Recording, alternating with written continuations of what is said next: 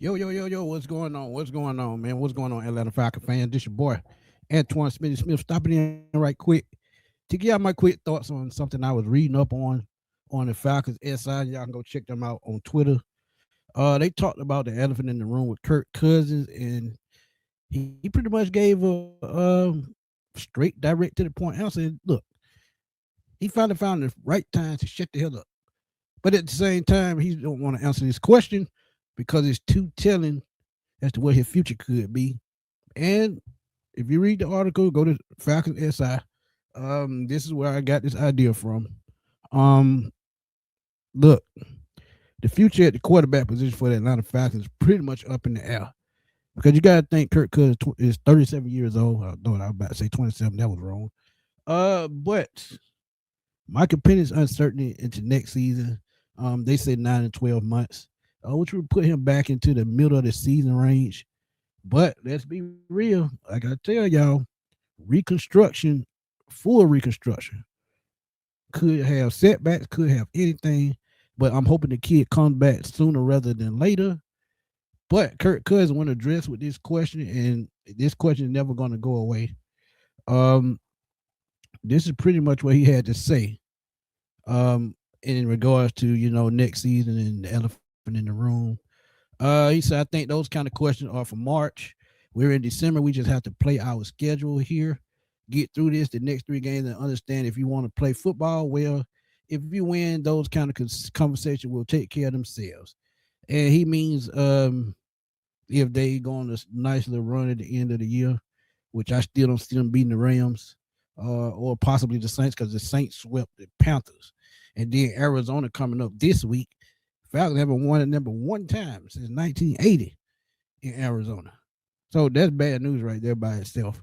Then when you look at the coaching problems right now, the uncertainty of the future Raheem Morris and his coaching staff, all of that is going to play into what he's saying. But the challenge is if you don't get the job done here now in December, then you don't give yourself the option to come this spring. And see, that's what I'm saying. You don't give yourself an option if you lose these games because a lot of these players are on the last year of their deal. A lot of them been injured. Some have underperformed. But let's finish this. My focus is on the next 3 weeks. Then we will have those March conversations in March. But those conversations are going to come way before March. Why? Because when you're looking at the money that he's owed, says it right here. The Falcons will save 37 million in cap space right here. That they will save 137 million. I'm sorry, 35 million. With the should remain on the roster. If he remains on the roster, it'll be a 57 million dollar cap hit. So y'all let me know which one is pretty much common sense and which one is not. $35 million is a long way from 57. Why would you not want to say that 35 instead of paying 57? And I know you can go out and get a veteran cheaper, such as a Jameis Winston or someone of that nature. And there will be other guys come along, and I think Anthony Richardson is going to be one of those guys. But he's not developed enough to take over NFL offense. He's a running back playing quarterback. But 35 million reasons why they may cut him. And as I tell y'all too, I can also see trades, releases, things of that nature, rework contracts, so they can build that number up. Because I think they're going to be anywhere from 40 to 50 million next year. And you add that 35 on, that could multiply to around 75, close to 70 or somewhere in that range. And that's a lot of cap space. And this is the reason why this Joe Burrow conversation came up with me and Chris on Sunday night. And y'all can go check that out right now. And this is why that conversation came up. And I know, don't get me wrong, Joe Burrow, he's been hurt, recent years. But you cannot ignore the 2024 season he had. Where he had led the league in completions, led the league in yardage, touchdowns. So you know what you're getting.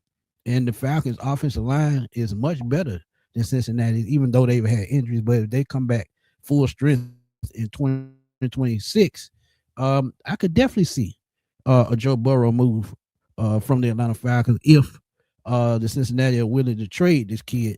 But you have to look at this too as Kirk Cousins just being real with himself. Because look, 37, soon to be 38 years old.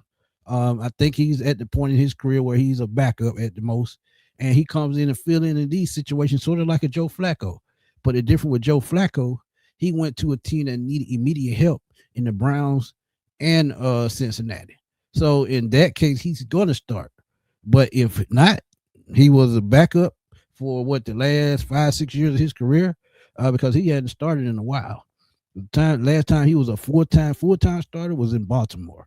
So yeah, I mean, and you got to think too, Matt Ryan around here cutting the food time. He can come back and play, and I know that's not going to happen. But when you look at just the specifics of this team, the dynamic of the coaching staff, which direction they're going to go, all of this is going to play in the end. So Kirk Cousins, $35 million. If they cut him, I think it's pre-June 1st. And I think they only owe him $10 million on that rest of that contract guaranteed money.